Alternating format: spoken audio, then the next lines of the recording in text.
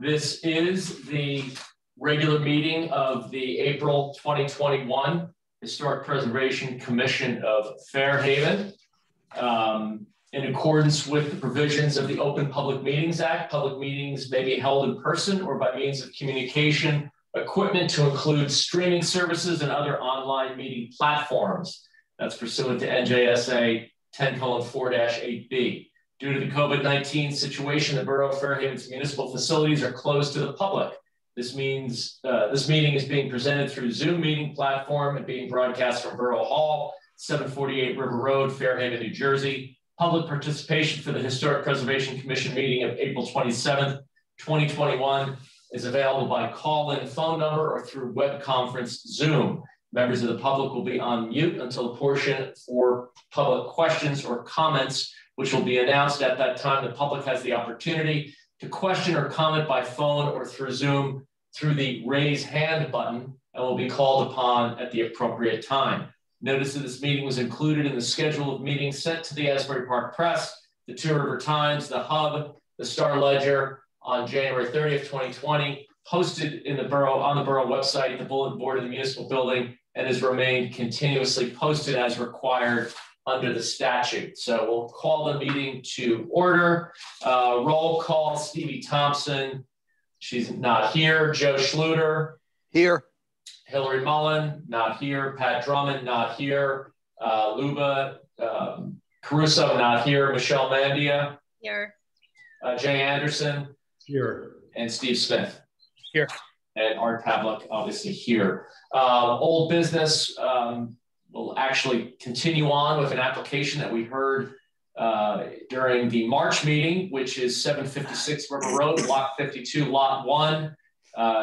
Stephen Wilkins is the applicant, as indicated in the application package, and it has to do with Christie's Real Estate office that's located at 756 River Road, and these were amendments and modifications done to the original Sunbrella awning in the front entrance, and additional proofs were submitted, and I assume somebody's on for that application, and we will hear you. Do we have anybody? Megan Stack is in attendance. Okay, we'll hear from Megan. Do you want to make him panelist?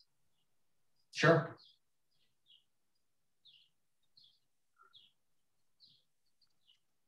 And while we're waiting for Megan to come on board, I assume that everybody got a copy of the Yes. amendment. Okay. You know what? I was looking for it earlier and I couldn't find it. I'll send it to you right now. Thank you so much. Hi, this is Megan. I think Steve is on as well. He was. I don't see Yeah, him he was, now. and then he dropped off. So I don't know what happened. He lost connection earlier too.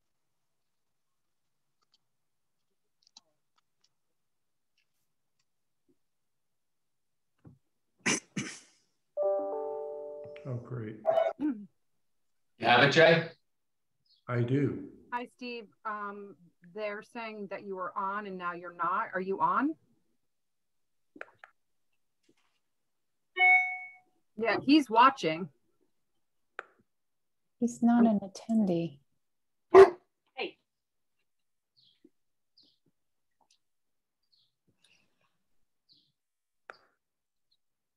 Yeah, he was an attendee and then he dropped off, and then he joined and then he dropped off. So He says he's on right now. He can hear everything. Is he under a different name? Are you, yeah, Steve, are you under a different name? Lori W, maybe? Yeah. It's Lori W. Okay. Okay. There you go.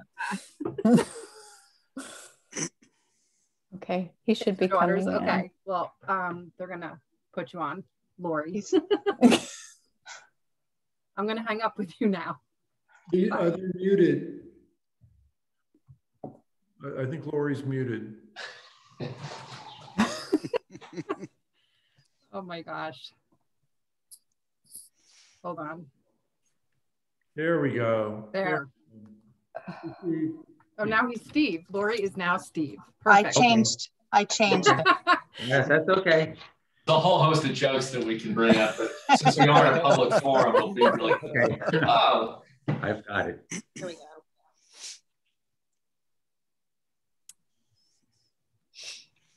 Hi, Megan. So you can hear me? Yes. We can hear you. Okay. Do you want me to go over the two options that we have proposed, or? Please. Sure. Yes, that's what I want you to do. Okay. So the one shows there are 3 awnings with lettering that don't exceed 10 square feet, which would meet approval. There are 3 Sombrella Burgundy awnings.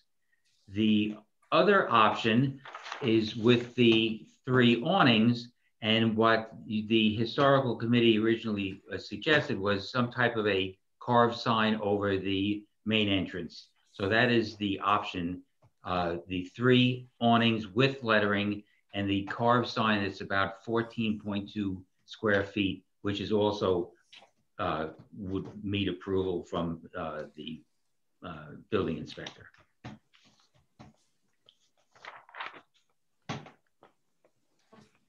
And there's the 3 awning logo also. So you're proposing it with the awnings, but without the sign as well? The sign, when I say the sign, meaning the one in the center above the doors? Yes, yes. Ideally, we would like approval for the 3 awnings and also the main entrance sign. But I just presented that also without the sign over the main entrance.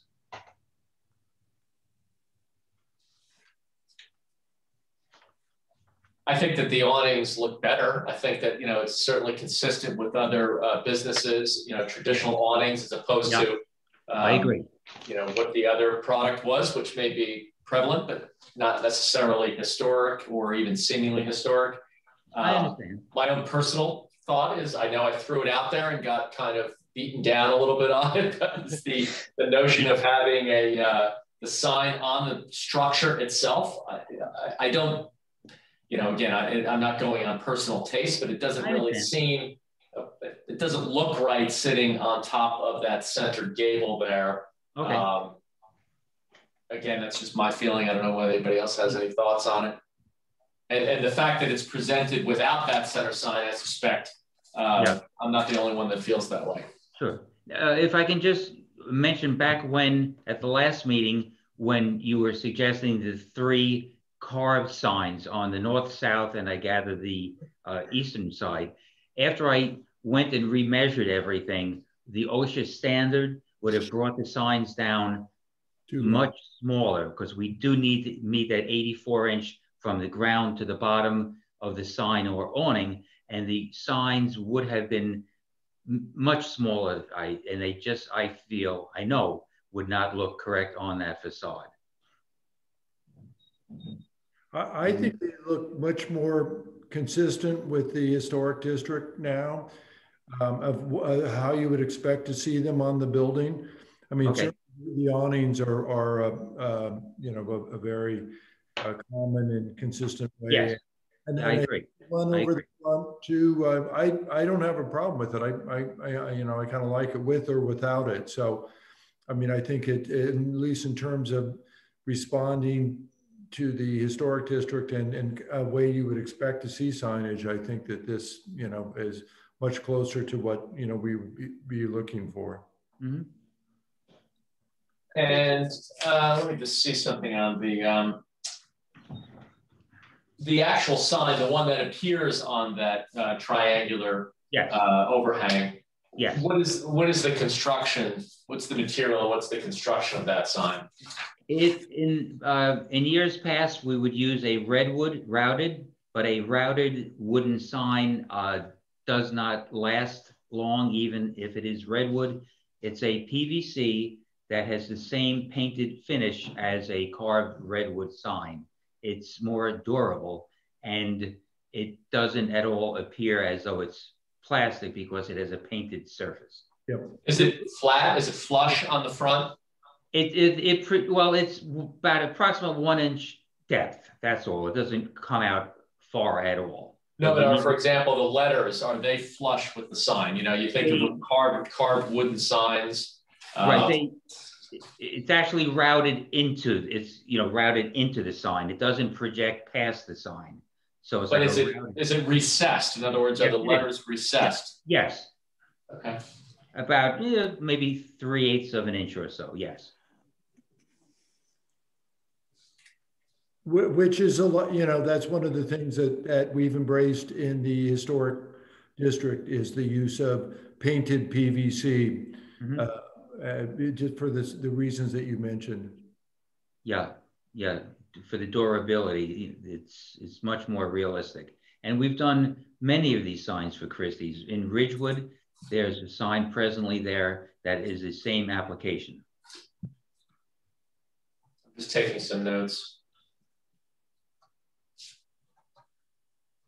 Well, I think it looks much better than the ribbon that was going around it the last time we were looking at it. And I do like the awnings on either side. Great. Yeah. I'm sorry, Steve, just tell me how much what are the dimensions of the letters being recessed? I'm going to need that for my memorandum. I can tell you approximately. The C in Christie's is approximately 10 inches in height. I'm not necessarily interested in the size. I'm interested just in the depth of how you said it's recessed into the sign. Oh, how deep? Well, it's a 1 inch deep sign, and the routing is approximately 3/8 of an inch in depth, maybe up to a 1/2 inch.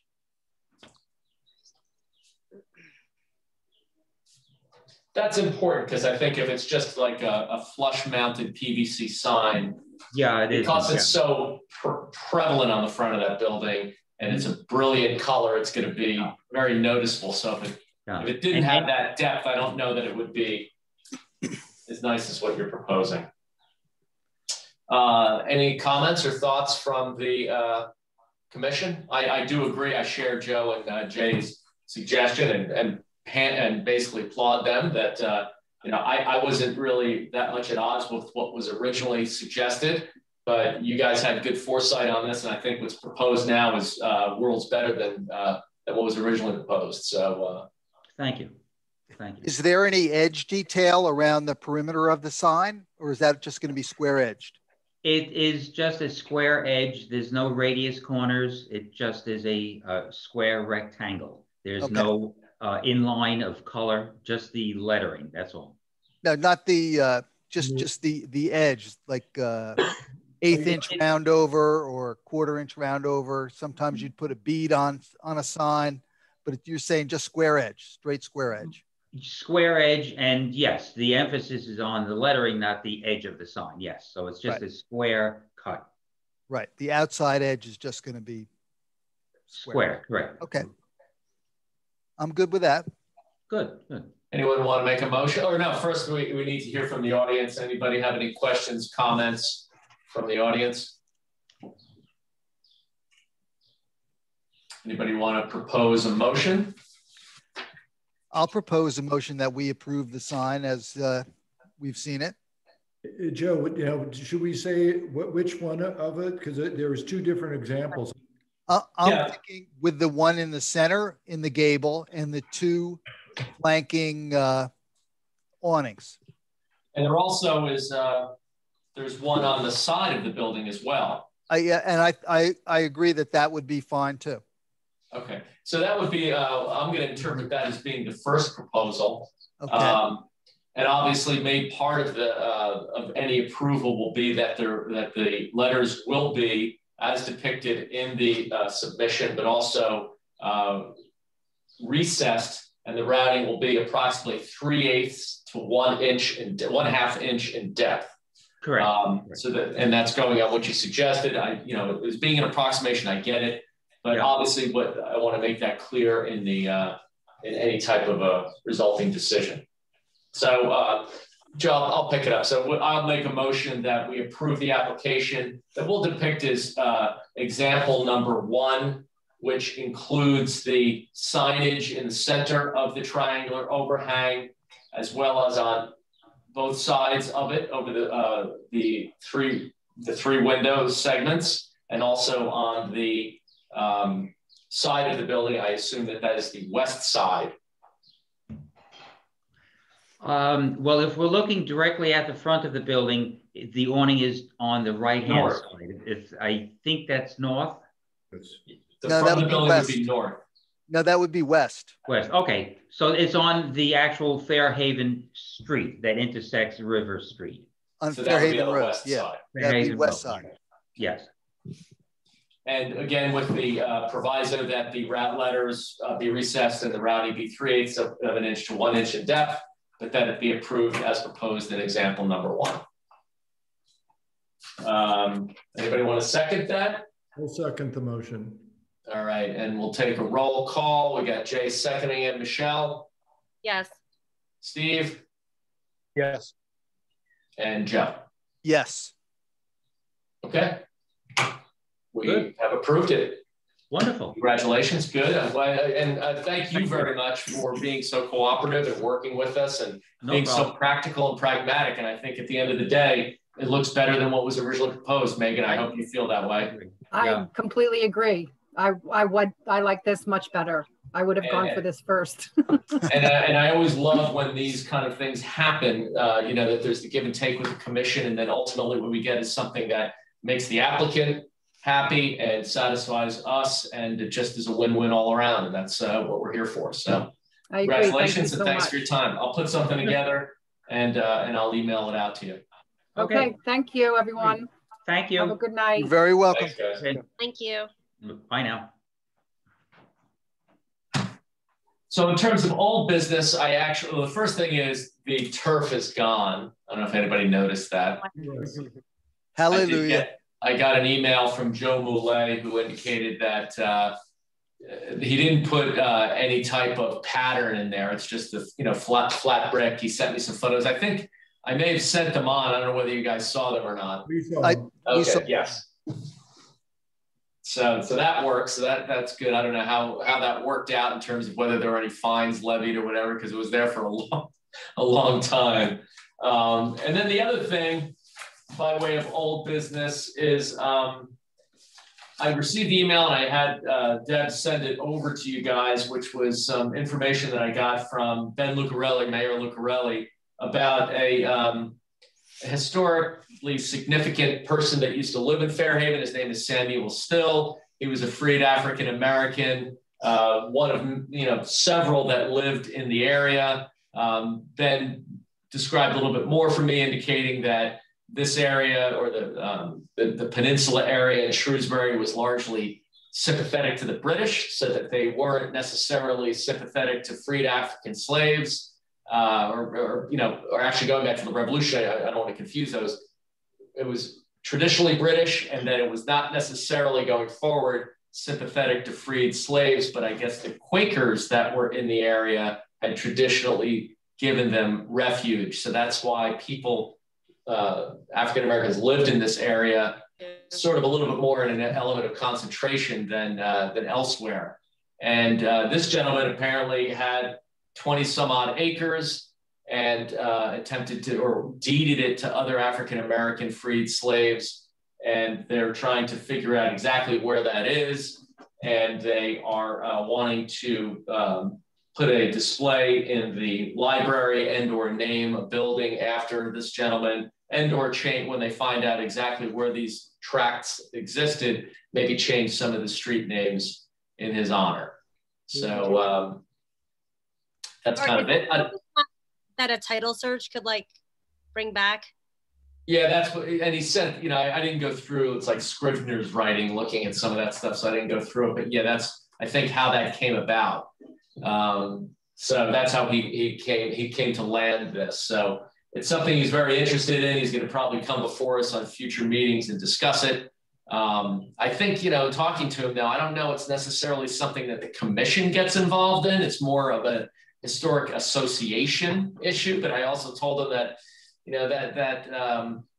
the association's in a little bit of a, hiatus now. There's not really much going on with it. So we're always looking for new people to join and get a little get a little spark of energy into that, but I don't know, I guess we could possibly champion the cause, but it's not something that's necessarily within our works, but I don't know what anybody's thoughts are as far as that's concerned. It seems like a kind of an interesting thing, a little unique historical tidbit about Fairhaven that would otherwise probably just be lost. So. Yeah, the county had done some, the county clerk's office had done some research and I believe forwarded that on to the mayor as a tidbit. And also the library, I think the mayor has asked the library if they had any kind of reference or information as well that they can pull to create this display for Mr. Stills. Cool. Seems like a good idea. So I don't know if there's any comments from the commission about that or objections anyway, or any comments from the audience. Yeah, I wonder if there's any structures left from that period. Sounds like it was what, early 1800s maybe or thereabouts. Yeah, well, one of the names that apparently came up that Mayor Lucarelli mentioned to me was Brown. Family, apparently they still have relatives that live in Fairhaven. Presumably that's Brown's Lane. And he knew, I guess when he was a younger guy living in the area, he said the guy would live to be like 100 or more than 100, and was an old man like back in the 60s. That he believes that he probably was maybe the great-grandson or great-grandson of one of these people. So, so kind of interesting that, and I know some of the families, I don't know really the details, but sort of, I've heard that some of the families, have lived for generations in Fairhaven.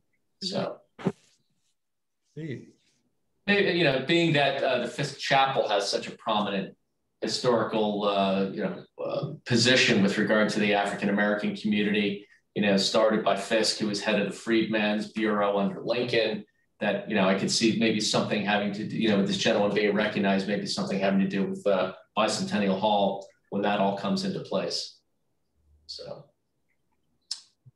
And of course, there was some proposals that I saw forwarded around on Bicentennial Hall there, right? To renovate it and restore it and so forth. I don't know if you saw any of those going around it. Yeah, I did. It's starting to, take a little momentum now, and I think from what I saw, it looks pretty good what they're looking to do. I mean, Pat and I went to the one meeting with that, and so it was hard to speak on behalf of this group for sure, because we all have individual points of view and everything, but I was encouraged to think that it would have some ongoing use and be maintained more vigorously, rather than starting to decay and so forth, and to be, a meaningful part of that, the community, rather than this, kind of thing that was shut off over there and, was just kind of an odd but interesting thing.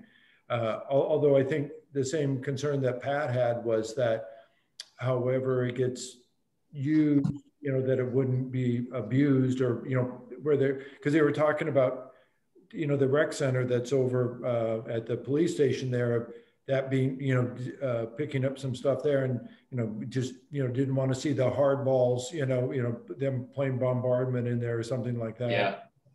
Or that whatever improvements they do on it had some sensitivity towards the period of it and so forth, because they obviously went to great ends, to research the colors and all that kind of stuff. And hopefully whatever's being done there will reinforce that rather than, make it usable, but then kind of chip away at the history of it. So, right. No, I agree with you 100%. I realize it's not really in the historic district and so forth, but at least from the cursory drawings I saw there, it looked like that somebody had done some kind of research. It was kind of hard to tell, but right. Yeah. All right. Well, unless there's anything else, motion to close. Anyone want to make that? I'll make the motion to close the meeting. With Michelle second. Okay.